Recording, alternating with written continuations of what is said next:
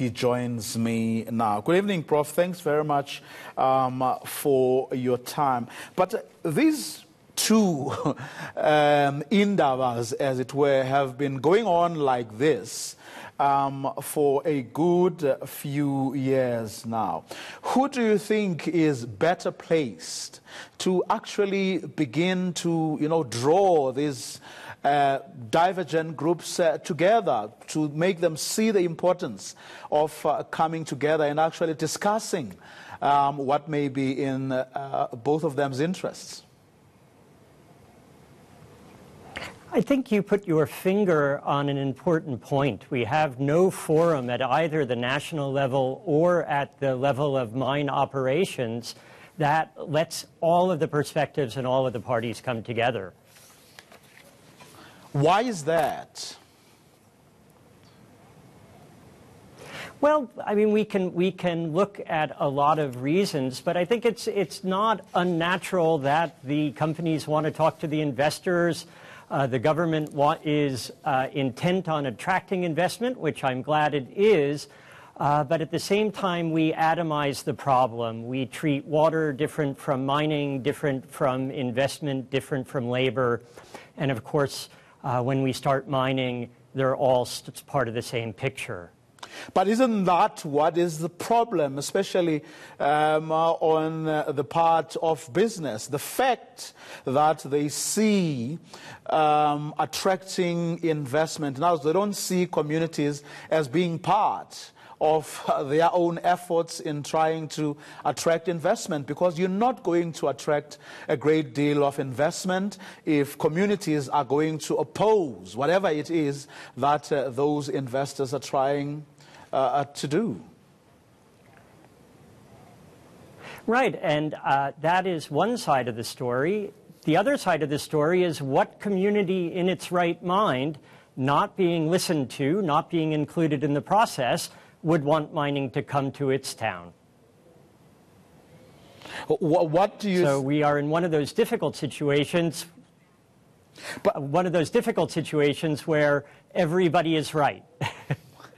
Well, it cannot be, but isn't it a fact, though, that business does have the upper hand? Because it seems, if one takes the Kolobeni situation as just one of the most recent examples, you have a community that feels that its interests are being run roughshod over, and that government is prepared to listen to business more than it is prepared to listen to them. And a case in point is how the minister went in there, had one person speaking, and then he closed the debate.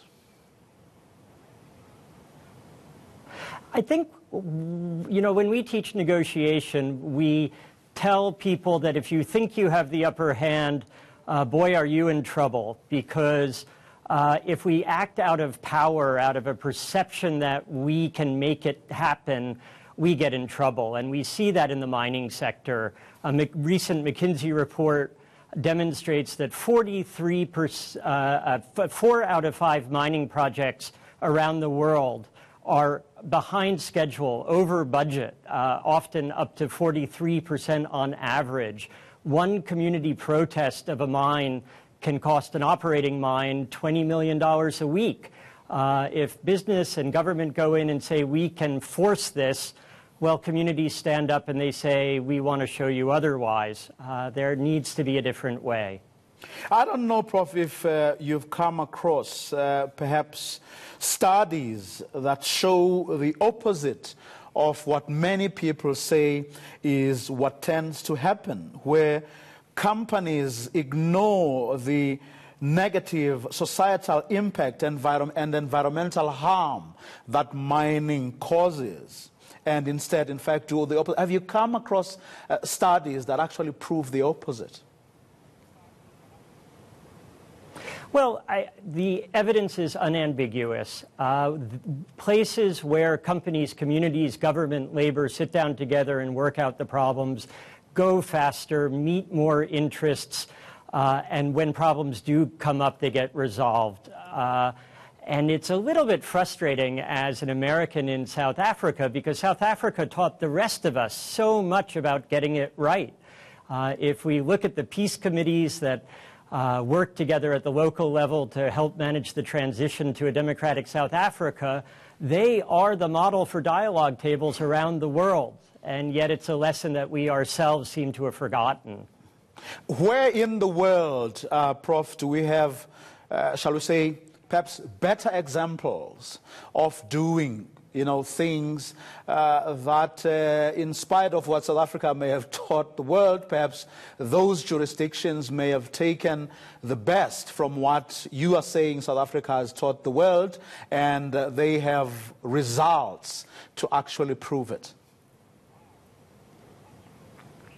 Well, let's remember, we're all human beings, so none of the situations are going to be perfect. But if we look back to the Tintaya mine in Peru about 15 years ago, it was a very expensive non-performing hole in the ground, and the company committed to a dialogue process that was able to not resolve 100%, but make manageable a host of environmental, social, labor issues that allowed the project to go forward and the community to feel like its needs were also being met. Unfortunately, under a new owner, that process did not continue, and that mine is back in disruptive and often violent conflict. If we look at Nigeria, we have head-to-head studies looking at the approach of Chevron, which is taken by and large a far more collaborative approach, engaged approach, dialogue-based approach. And the evidence is they have fewer disruptions, they have fewer kidnappings, they have less violence against their operations than oil companies that take a more confrontational stance. The evidence is there, and it's quite clear. Professor Brian Getson, thanks very much for your time and insights this evening. He's the head of the Africa Center for Dispute Settlement at the University of Stellenbosch's Business School.